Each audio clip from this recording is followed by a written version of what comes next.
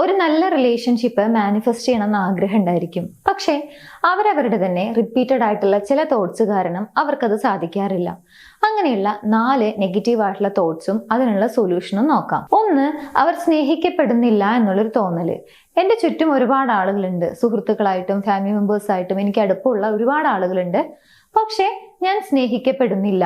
ഇങ്ങനെ ഒരു തോട്ട് ഉണ്ടെങ്കിൽ അതാണ് ഒന്നാമത്തെ ബ്ലോക്ക്. 2, ഒരു കമ്മിറ്റഡ് റിലേഷൻഷിപ്പിലേക്ക് എൻറ്റേഡ് ആയാൽ അല്ലെങ്കിൽ ഒരു വ്യക്തിയെ സ്നേഹിച്ചു കഴിഞ്ഞാൽ തീർച്ചയായിട്ടും വിഷമം അനുഭവിക്കേണ്ടി വരും, അല്ലെങ്കിൽ ഹേർട്ട് ആവും എന്നുള്ള ഒരു ഫിയർ കാരണം, ഒരു ഭയം കാരണം അവർ ആഗ്രഹിക്കുന്നുണ്ടെങ്കിൽ പോലും ഒരു റിലേഷൻഷിപ്പ് അവർ മാനിഫെസ്റ്റ് ചെയ്യില്ല. 3, എത്ര സ്നേഹിച്ചാലും എന്തൊക്കെ എഫേർട്ട് എടുത്തു കഴിഞ്ഞാലും ഒരു പോയിന്റ് എത്തുന്ന സമയത്ത് സ്നേഹിച്ച വ്യക്തികളെല്ലാം നമ്മളെ വിട്ടുപോകും.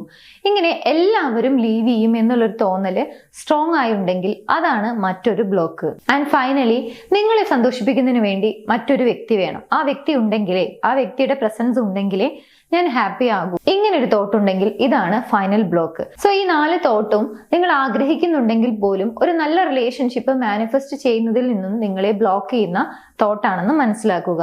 ഇനി നിങ്ങൾക്ക് ഈ ഒരു തോട്ട് മാറ്റണം, ഒരു നല്ല റിലേഷൻഷിപ്പ് മാനിഫെസ്റ്റ് ചെയ്യണം എന്ന് ആഗ്രഹം ഉണ്ടെങ്കിൽ അതിന് ഫോളോ ചെയ്യാൻ കഴിയുന്ന 2 പവർഫുൾ ആയിട്ടുള്ള അഫർമേഷൻ ഉണ്ട്.